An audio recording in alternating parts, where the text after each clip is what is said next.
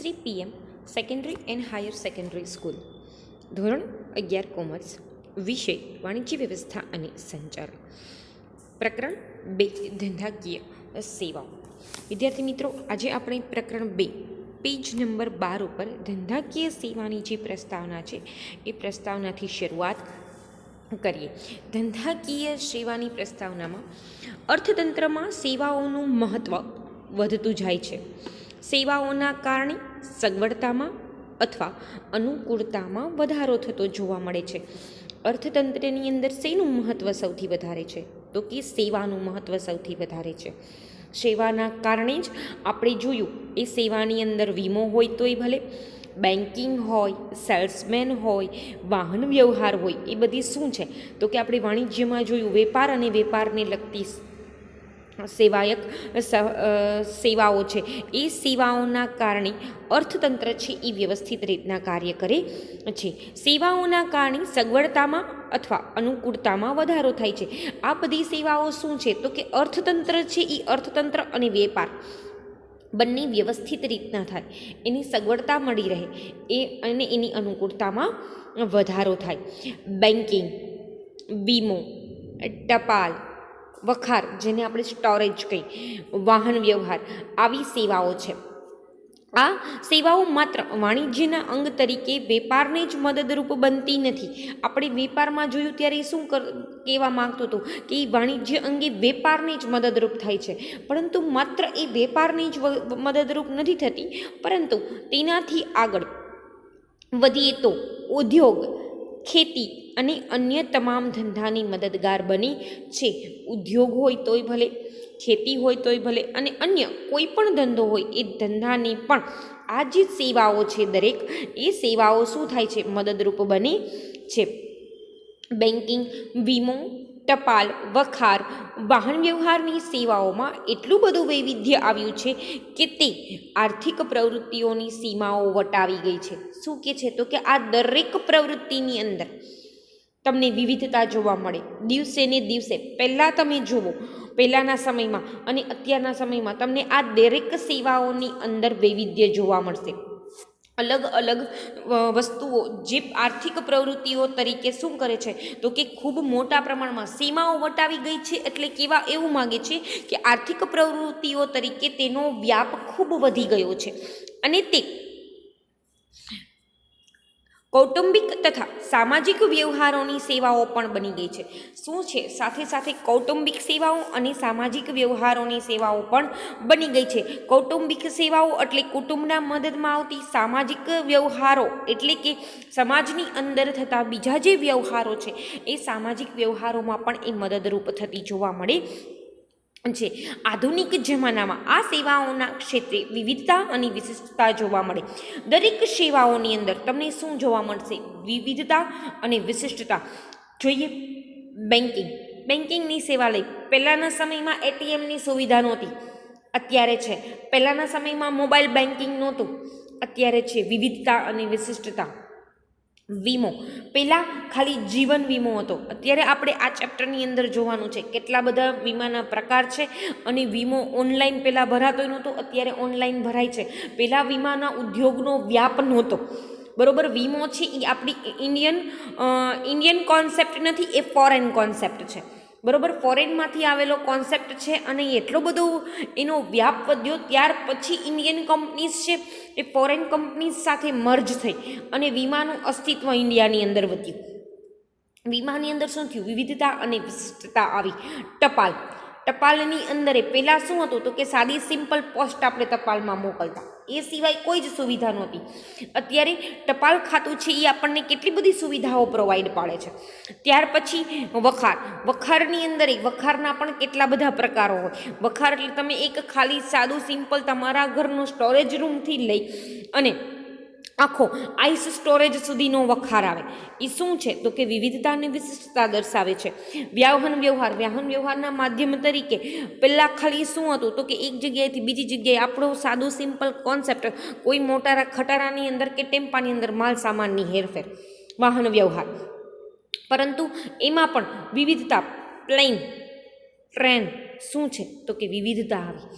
એટલે આર્થિક પ્રવૃત્તિઓની સીમા, વિવિધતા અને વિશિષ્ટતાના કારણે આર્થિક પ્રવૃત્તિ તરીકે આ જે સેવાઓ છે એ પોતાની હદ વટાવી ગઈ છે. આ સંસ્થાઓ પરસ્પર અવલંબિત બની, અવલંબિત એટલે કે એકબીજા ઉપર આધારિત બની છે. તેમાં આગળ જોઈએ, આ આપણે જોઈ પ્રસ્તાવના. હવે આગળ જોઈએ વીમો. વીમો એટલે તો કે બે પક્ષકારો વચ્ચે, વીમાની અંદર બે પક્ષકારો હોય, એક તો કે વીમો લેનાર અને બીજું તો કે વીમો ઉતારનાર, આપનાર. બે પક્ષકારો હોય, એક વીમો લેનાર હોય અને બીજો શું હોય, વીમો આપનાર વ્યક્તિ હોય. એ બે પક્ષકારો વચ્ચે કેવો કરાર થાય છે? લેખિતમાં કરાર થાય છે કે જે દ્વારા વીમો લેનાર પ્રીમિયમની રકમના અવેજના બદલામાં વીમો લે છે એને શું કરવું પડે? સમયાંતરે પ્રીમિયમ ભરવું પડે. અવેજના એટલે કે એની બદલે, એના બદલામાં, અવેજના સ્વરૂપમાં બદલામાં વીમો ઉતારનાર પાસેથી, વીમો લેનાર કોની પાસેથી વચન લે છે? વીમો ઉતારનાર પાસેથી એવું વચન મેળવે છે કે જો તેને નક્કી કરેલા જોખમના કારણે, આ નક્કી કરેલા જોખમના કારણે, એ નક્કી કરેલા કયા કયા જોખમ? તો કે લેખિત કરારની અંદર હોય ને એ જોખમો, કયા કયા જોખમો ઉપર તમને વીમો મળશે, વીમાના પૈસા પરત મળશે, એ ક્યાં નક્કી થાય? લેખિત કરારની અંદર. નુકસાન થાય તો નક્કી કરેલી રકમની મર્યાદામાં, તમે જોખમ નક્કી કરો છો, એની સામે રકમ નક્કી કરો છો, એ રકમની નક્કી કરેલી મર્યાદામાં અને નક્કી કરેલી ગણતરી પ્રમાણે આર્થિક નુકસાન ભરપાઈ કરી આપવામાં આવે છે. તમે જે કાંઈ પણ રકમ નક્કી કરો છો, બરોબર, એ રકમની મર્યાદાની અંદર લઈ અને તમને શું થશે? તો કે રકમ ભરપાઈ કરવામાં આવશે. આ હતો વીમાનો અર્થ. વિદ્યાર્થી મિત્રો, વીમાનો અર્થ એક માર્કની અંદર વારંવાર પૂછાય છે, બરોબર. ફરી એક વખત જોઈ લઈએ. વીમો એટલે બે પક્ષકારો વચ્ચે કેવો કરાર હોય? લેખિત કરાર હોય. એમાં જે વીમો લેનાર હોય એ શું કહે? તો કે પ્રીમિયમની રકમના અવેજના બદલામાં જે વીમો ઉતરાવનાર છે એની પાસેથી એવું વચન લે છે કે જો નક્કી કરેલા જોખમને કારણે નુકસાન થાય તો નક્કી કરેલી રકમની મર્યાદામાં અને નક્કી કરેલી ગણતરી પ્રમાણે આર્થિક નુકસાન ભરપાઈ કરી આપવામાં આવશે. ત્યારબાદ નેક્સ્ટ જોઈએ, વીમાના લેખિત કરારને વીમાની પોલિસી તરીકે ઓળખવામાં આવે છે. વીમાની પોલિસી કોને કહેવાય? તો કે વીમાના લેખિત કરારની વીમાની પોલિસી કહે છે. એક માર્કની અંદર MCQમાં મોસ્ટ IMP વીમાના લેખિત કરારને વીમાની પોલિસી કહે છે. વીમો જોખમ દૂર કરતો નથી, પરંતુ જોખમથી પેદા થતા આર્થિક નુકસાનનું વળતર આપે છે. વીમા દ્વારા જોખમ દૂર ન થાય. તમે કારનો વીમો ઉતરાવો છો એટલે એવું કે કારનું એક્સિડન્ટ ન થાય? થાય. વીમો જોખમને ટાળી નથી શકતું, પરંતુ જોખમથી પેદા થતું, જોખમના કારણે ઊભું થતું આર્થિક નુકસાન છે એનું વળતર આપે છે. કારનું એક્સિડન્ટ થતું ન રોકી શકે, પણ હા, એક્સિડન્ટ થયા પછી કારને જે કાંઈ પણ નુકસાન થયું હોય એ નુકસાનનું ભરપાઈ વીમા ચોક્કસ કરી આપે છે. એટલે કે વીમો જોખમ દૂર નથી કરતું, પરંતુ જોખમથી પેદા થતી આર્થિક નુકસાનનું વળતર છે એ વળતર આપે છે. ત્યારબાદ છે સિદ્ધાંતો. કયા સિદ્ધાંતો ઉપર વીમો છે એ કાર્યરત રહે છે એ અહીં જોવાનું છે. જોઈએ ડિટેલ. વીમાના મૂળ સામાજિકતા સાથે સંકળાયેલો છે. શેની સાથે સંકળાયેલો છે વીમો? તો કે સામાજિકતા સાથે.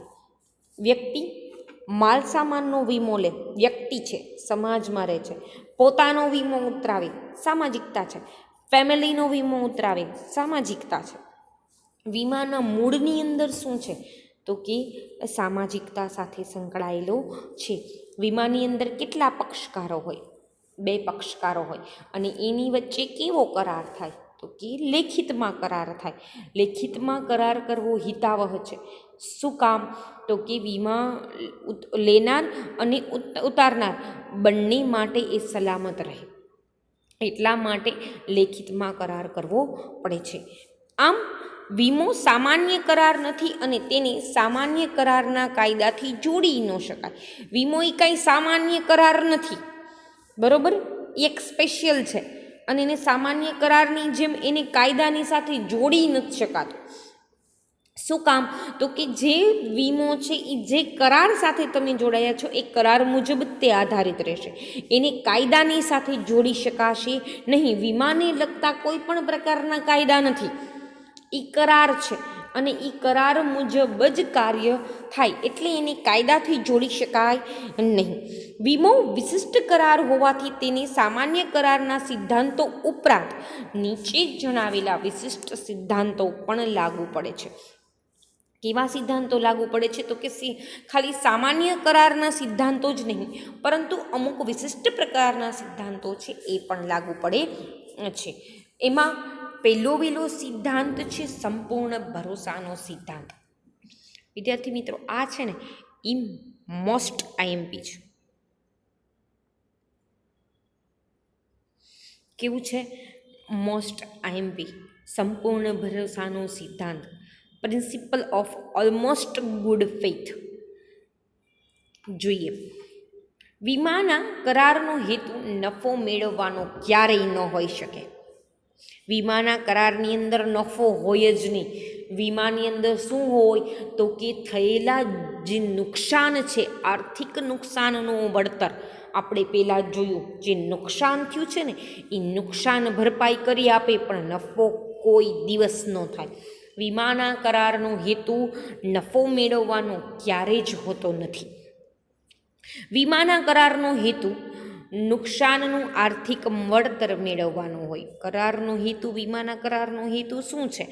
તો કે આર્થિક નુકસાન જે થયું છે એ નુકસાનનું વળતર મેળવવાનો છે. હવે નફો કમાવાનો નથી. હું એમ કહું કે મારી પાસે કાર છે, એનો મેં 1 લાખ રૂપિયાનો વીમો લીધો છે. હવે એ 1 લાખનો વીમો લીધો હશે, બરોબર, જ્યારે મારી કારનું એક્સિડન્ટ થાય ને હું એના ઉપર વીમો પોલિસી દાખલ કરું, બરોબર, વીમા દ્વારા પૈસા ઉપાડ નુકસાન વળતર ભરપાઈની પ્રક્રિયા કરું, ત્યારે એ 1 લાખથી નીચે જશે. મને ક્યારેય નફો થશે નહીં. પણ હા, મને જે નુકસાન થયું છે એ નુકસાનનું ભરપાઈ ચોક્કસ કરી આપશે. એટલે વીમા કરારનો હેતુ નુકસાનનું આર્થિક વળતર મેળવવાનો છે. વીમાનો મૂળભૂત અભિગમ સામાજિક છે.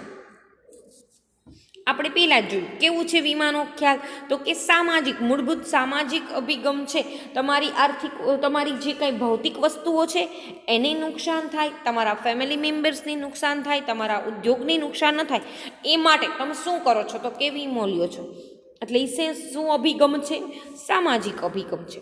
આથી વીમા કરારના પક્ષકારોએ પરસ્પર સંપૂર્ણ ભરોસો મૂકવાનો છે.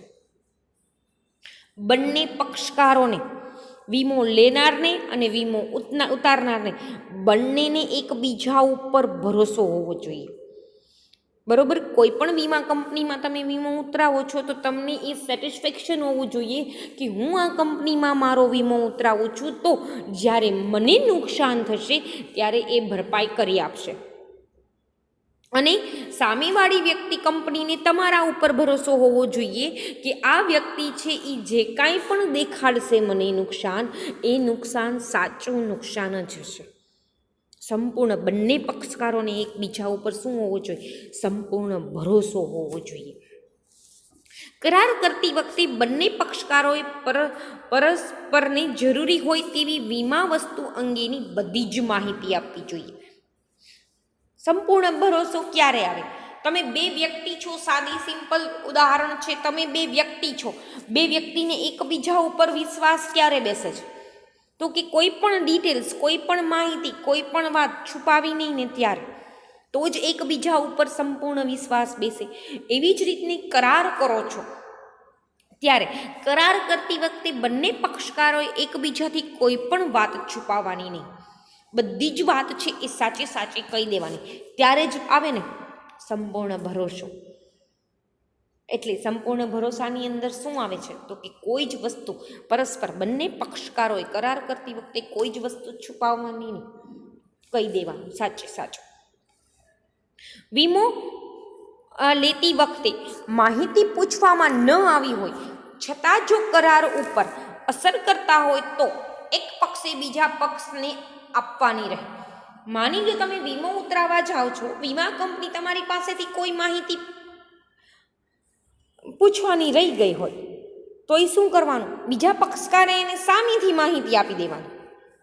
કોઈ પણ માહિતી છુપાવવાની નહીં.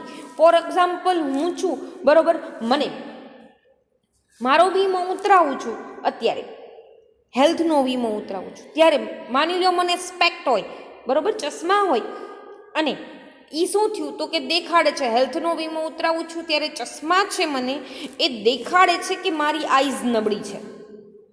હવે હું મારો હેલ્થનો વીમો લેવા જાઉં છું ને ત્યારે મને પૂછવામાં આવે તો મારે કહી દેવું જોઈએ.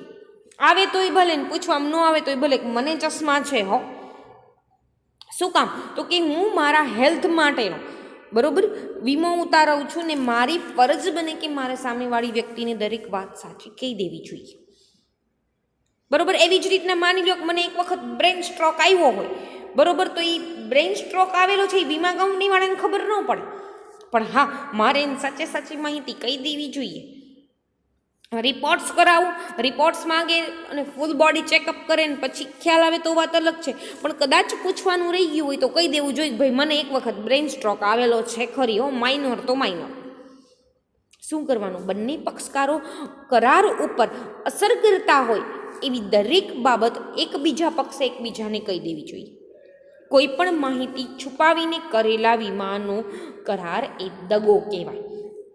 તમે વીમા કંપની પાસેથી વીમો લ્યો છો, કોઈ પણ માહિતી છુપાવો છો તો એ શું છે? વીમા કરારનો એ દગો છે અને ક્યારેય દગો કરી શકાય નહીં. આગળ જોઈએ.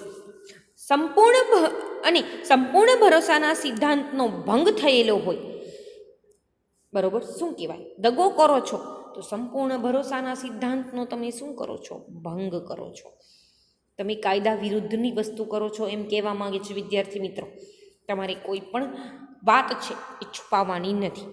હવે માની લો, સાદું સિમ્પલ છે, તમે કોઈ પણ રિલેશનમાં હો બરોબર, કોઈ પણ વ્યક્તિથી કોઈ પણ વાત છુપાવો અને પછી ઇન ફ્યુચર ખુલે તો એ સંબંધમાં તિરાડ પડી જાય. આ એવું જ છે. વીમાના પક્ષકારો છે એ પક્ષકારને એક પણ પક્ષકારને ખબર પડશે કે સંપૂર્ણ ભરોસાના સિદ્ધાંતનો ભંગ થયો છે ત્યારે કરાર શું થઈ જાય? રદ સમજવાનું. જેમ રિલેશન પૂરું થઈ જાય એમ કરાર શું થઈ જાય? રદ થઈ જાય. સાથે સાથે તો કે વીમો લેનાર તેણે ભરેલા પ્રીમિયમની રકમ પરત ન મળે. તમે જેટલું પ્રીમિયમ ભર્યું હોય એ તમારું પ્રીમિયમ જતું રહે. નુકસાન થાય તો એનો નુકસાન વળતરનો હક પણ છે એ હક પણ ન મળે. માની લો વીમા કંપનીને ખ્યાલ આવ્યો કે બેનને એક વખત બ્રેન સ્ટ્રોક આવેલો છે, મેં 5 પ્રીમિયમ ભરી દીધા, ફરી બ્રેન સ્ટ્રોક આવ્યો ત્યારે ખબર પડી કે આ બેનને તો એક વખત ઓલરેડી વીમો ઉતરાવ્યો પહેલાં બ્રેન સ્ટ્રોક આવેલો જ છે. તો શું થશે? પ્રીમિયમની રકમ અહીં જતી રહેશે અને જોખમનું જે વળતર છે ને એ વળતર એ નહીં મળે. સંપૂર્ણ ભરોસાનો સિદ્ધાંતનો હેતુ નફાનો નહીં પરંતુ આર્થિક વળતર મેળવવાનો હોય. બંને પક્ષકારોએ સંપૂર્ણ ભરોસો રાખી માહિતી પૂછવામાં ન આવે તો પણ સામેથી માહિતી કહી દેવી જોઈએ. કોઈ પણ માહિતી છુપાવવી ન જોઈએ. બંને પક્ષકારોએ એકબીજાનો સંપૂર્ણ ભરોસો રાખવો જોઈએ. જો કરાર અનુસાર ખ્યાલ આવશે કે કોઈ પણ માહિતી છુપાવવામાં આવી છે તો એ વીમા કરારનો દગો કહેવાય. દગો કરશો એટલે કાયદાનો ભંગ થયો કહેવાય, સંપૂર્ણ ભરોસાના સિદ્ધાંતનો ભંગ થયો કહેવાય. અને કરાર છે એ શું થઈ છે? વીમા કરાર રદ થઈ જશે. વીમા કરાર રદ થાય એટલે વીમાનું પ્રીમિયમ પર પરત નહીં મળે અને નુકસાન થશે તો એ નુકસાન મેળવવાનો પણ હક રહેશે નહીં. આ જોયું આપણે સંપૂર્ણ ભરોસાનો સિદ્ધાંત, જે મૂળભૂત સામાજિક અભિગમ ધરાવે છે. હવે એના પછીનો છે નુકસાન વળતરનો સિદ્ધાંત, પ્રિન્સિપલ ઓફ ઇન્ડેમિનિટી. શું કહેવા માગે છે જોઈએ. વીમો લેનારને નુકસાન થાય તો તેનું વળતર મળી શકે છે. તે માટે વીમાના કરાર થાય છે. વીમો લેનારને શું હોય તો કે મને જે નુકસાન થાય એનું વળતર મને મળી રહેવું જોઈએ. વીમાના કરારનું હાદ નુકસાન વળતરનો સિદ્ધાંત છે. એ તો આપણે સંપૂર્ણ ભરોસામાં જોયું ને. શું છે ખ્યાલ તો કે જે નુકસાન થયું છે ને એનું નુકસાનનું વળતર મળી રહેવું જોઈએ. વીમો લેનારને નુકસાન થાય તો વીમા કંપની તેનું વળતર કેટલું ચૂકવશે તે નક્કી કરવા આ સિદ્ધાંતનો ઉપયોગ થાય છે. આ માલ સામાનને આધારિત છે વિદ્યાર્થી મિત્રો. બરોબર, અત્યારે મારી પાસે 5 લાખ રૂપિયા છે. એ 5 લાખ રૂપિયાનું મેં કોટન ભેગું કર્યું છે મારા સ્ટોરેજમાં. હવે એ 5 લાખ કોઈ કારણસર શું થયું, આગ લાગી, બધું જ બળી ગયું. તો હવે એ 5 લાખ સામે મને કેટલું વળતર મળશે? મારા માલ સામાન ઉપર મેં જે વીમો ઉતરાવ્યો છે એના ઉપર મને કેટલું વળતર મળશે એ આ સિદ્ધાંતની અંદર નક્કી કરવા. વીમો ઉતરાવનારને તેને થયેલું નુકસાનનું વળતર જ મેળવી શકે છે, તે નફો કરી શકતી નથી. આપણે વીમામાં પહેલે જ જોયું હતું ને આ ખ્યાલ હવે તો સમજાય કે વીમો છે એ કોઈ દિવસ નફા માટે ન હોય, ખાલી નુકસાન થયું હોય ને એનું જ ભરપાઈ થાય. જેટલું નુકસાન થયું હોય એનાથી વધુ રકમનું નુકસાન વળતર તરીકે મેળવી શકાય નહીં. હું તો એમ કહું મને નુકસાન ખાલી 20,000નું જ થયું છે તો 20,000 હું પ્રીમિયમ ભલે ને 50,000 ભરતી હોઉં તો એ મને મળશે શું? ખાલી 20,000. શું કામ? જેટલું નુકસાન થયું હોય એટલું જ મળે, એનાથી વધુ રકમનું વળતર મેળવી શકાતું નથી. આ જિંદગીના વીમાના નુકસાનના વળતરને આ સિદ્ધાંત લાગુ પડતો નથી. ચાલો વિદ્યાર્થી મિત્રો, આ સમજવા જેવું છે. જિંદગીના વીમાને નુકસાન વળતરનો સિદ્ધાંત લાગુ પાડી શકાતો નથી. શું કામ? તો કે વિદ્યાર્થી મિત્રો, આ જિંદગી છે ને એ બહુ અમૂલ્ય છે. એનું તમે કિંમત આંકી શકતા નથી. તમે એમ કહો કે એક વ્યક્તિ મરી ગયો, આપણા ફેમિલી મેમ્બર્સની એક વ્યક્તિ મરી ગઈ તો એનું મૂલ્ય આંકી શકાશે કે કેટલી ઇમ્પોર્ટન્ટ હતી? 2 લાખ જેટલી ઇમ્પોર્ટન્ટ હતી, 5 લાખ જેટલી ઇમ્પોર્ટન્ટ હતી, કરોડ જેટલી ઇમ્પોર્ટન્ટ હતી? એનું મૂલ્ય નથી આંકી શકાતું. જો જેનું મૂલ્ય ન આંકી શકાય એનું નુકસાન વળતરનો સિદ્ધાંત ત્યાં લાગુ પડે નહીં. જિંદગી અમૂલ્ય છે, એનું મૂલ્ય આંકી શકાતું નથી. અત્યારે રિસન્ટમાં જ તમને બધાને ખ્યાલ હશે, સુશાંત સિંહ રાજપૂત સુસાઇડ કરી લીધો. ત્યાં નુકસાન વળતરનો સિદ્ધાંત ન લાગુ પડે. શું કામ? એનાથી એના ફેમિલીને નુકસાન થયું નથી, જિંદગી જતી રહી છે અને એની કિંમત આંકી શકાતી નથી. શું છે? જિંદગીના વીમાને નુકસાન વળતરનો સિદ્ધાંત લાગુ પાડી જ ન શકાય, શક્ય જ નથી. માત્ર માલ સામાનને લગતું હોય એમાં જ આ નુકસાન વળતરનો સિદ્ધાંત લાગુ પાડી શકાય. વીમો લેનાર વસ્તુની કિંમત કરતાં ઓછી કિંમતનો વીમો ઉતરાવે તો ગર્ભિત રીતે સ્વીકારે છે કે ઓછી કિંમતના પ્રમાણમાં નુકસાન તે ભોગવશે. ચાલો આ સમજવાનું. હું વીમો ઉતરાવું છું મારી કાર. મારી કાર 25 લાખની કાર છે, પણ હું 25 લાખનો મારો વીમો નથી ઉતરાવો, ઓછી કિંમતનો. મારે ખાલી 2 લાખનો જ વીમો ઉતરાવો છું. હવે હું સ્વીકારી લઈશ કે મારી કારને જે કંઈ પણ નુકસાન થાય, બરાબર, એ ઓછી કિંમતના આધારે ઓછી કિંમતના પ્રમાણમાં શું કરીશ? નુકસાન ભોગવીશ. એ મને મેં જેટલી કિંમત કારની કિંમત કરતાં ઓછી કિંમતનો વીમો આંક્યો હોય તો એ પ્રમાણે એ મને નુકસાન ભરપાઈ કરી આપશે. અહીં તમને ઉદાહરણ આપેલા છે. પહેલું ઉદાહરણ જોઈએ. એક વ્યક્તિએ તેની 5 લાખની વસ્તુનો ₹3 લાખનો જ વીમો ઉતરાવેલ છે. વસ્તુ કેટલાની હતી? 5 લાખની. વીમો ઉતરાવ્યો કેટલો? 3 લાખનો. ઓછી કિંમતનો વીમો ઉતરાવ્યો, પરંતુ સંપૂર્ણ નાશ થાય નાશ પામતા તેને વધુમાં વધુ 3 લાખ નુકસાન વળતર મળી શકશે. કેવા એવું માગે છે કે 5 લાખની વસ્તુ હતી, 3 લાખનો વીમો ઉતરાવ્યો. કેવો વીમો ઉતરાવ્યો? ઓછી કિંમતનો. કિંમત તમે જેટલી વીમી લીધી હતી, સંપૂર્ણ પૂરેપૂરું 5 લાખની વસ્તુનો નાશ થશે ને તો તમને 3 લાખ મળશે. 3 લાખથી વધુ 5 લાખની વસ્તુ નુકસાન પામી છે તો એ વીમો વસ્તુની વળતર કેટલું મળશે? 3 લાખનું. બરોબર. બીજું ઉદાહરણ, એક વસ્તુની કિંમત 5 લાખ છે. શું છે કિંમત? 5 લાખ. વીમો કેટલાનો ઉતરાવ્યો છે? 3 લાખનો. તે વસ્તુ આંશિક રીતે નુકસાન પામતા 2 લાખનું નુકસાન થયું. હવે સંપૂર્ણ, પહેલા ઉદાહરણની અંદર કેવું હતું? સંપૂર્ણ 5 લાખની વસ્તુ બગડી ગઈ હતી, પરંતુ અહીં શું છે? 2 લાખનું જ નુકસાન થયું છે. તો વીમા કંપની શું કરશે?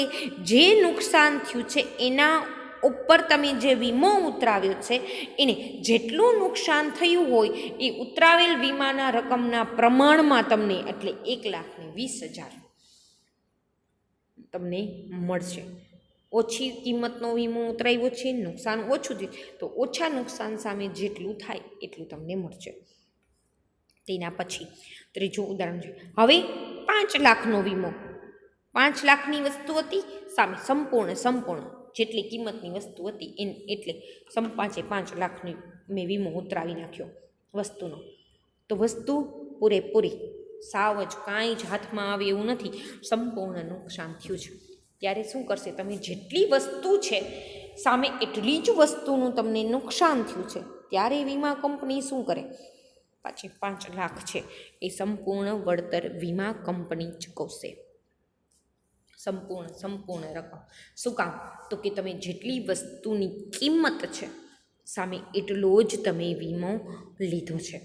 એટલા માટે જો વસ્તુની કિંમતની સામે તમે ઓછી કિંમતનો વીમો લ્યો ત્યારે જેટલું નુકસાન સંપૂર્ણ નાશ થશે, 5 લાખની વસ્તુ બળી જશે તો તમને 3 લાખ મળશે. 5 લાખની સામે તમે 3 લાખનો વીમો લીધો છે, ઓછી કિંમત આખી છે, નુકસાન ઓછું થયું હોય તો આ બંનેના સરેરાશના આધારે તમને વળતર મળે. જ્યારે પૂરેપૂરી કિંમતની વસ્તુ લ્યો છો, વીમો લ્યો છો, પૂરેપૂરી વસ્તુ નાશ પામે છે ત્યારે વીમા કંપની છે એ તમને સંપૂર્ણ વળતર પરત કરશે. આ વાત થઈ માલ સામાનને લગતા સિદ્ધાંતની, નુકસાન વળતરનો સિદ્ધાંત. ત્યાર પછી સિદ્ધાંતની અંદર ત્રીજો સિદ્ધાંત આવે છે વીમા યોગ્ય હિતનો સિદ્ધાંત. વીમા યોગ્ય હિતનો સિદ્ધાંત શું કહે છે? વીમા યોગ્ય હિતનો સિદ્ધાંત એટલે શું? તો કે વીમો લેનારને વીમા વસ્તુમાં આર્થિક હિત હોવું જોઈએ. વીમા યોગ્ય શું હોવું જોઈએ? આર્થિક હિત હોવું જોઈએ. હવે તમને અહીં જે ઉદાહરણ આપ્યું છે એના દ્વારા તેમને આ વસ્તુ સમજાઈ જશે. મકાન માલિકની મકાનમાં આર્થિક હિત હોય, જ્યારે ભાડાવાતની આર્થિક હિત ન હોય. હવે અત્યારે મેં મકાનનો વીમો કેવા એવું માગે છે કે હું એક ભાડાના મકાનમાં રહું છું, બરોબર. એ મકાન માલિક છે, એ મકાન માલિકને જો મકાનમાં નુકસાન થશે તો એ મકાન માલિકને મકાનનું જે નુકસાન થયું છે ને એનો વીમો મળશે. પણ હું ત્યાં ભાડુઆત તરીકે રહું છું, કદાચ મારા ઘરની બધી જ વસ્તુ બળી જશે ને, આગ લાગ્યું માની લ્યો મકાનને, તો મકાન માલિકને મકાનનું ખાલી જે કન્સ્ટ્રક્શન છે એનો એને મળશે. પણ હું ભાડુઆત તરીકે અંદર રહેતી હતી અને મકાન આખું બળી ગયું, બધો માલ સામાન મારો બળી ગયો, પણ મને એનો હક નથી. શું કામ? તો કે એ મકાન મારા નામે નથી. મકાન લેનાર વ્યક્તિનું એમાં હિત, આર્થિક હિત હોવું જોઈએ, બરાબર. ત્યાર પછી ચોથો મુદ્દો જોઈએ, હક બદલાનો સિદ્ધાંત.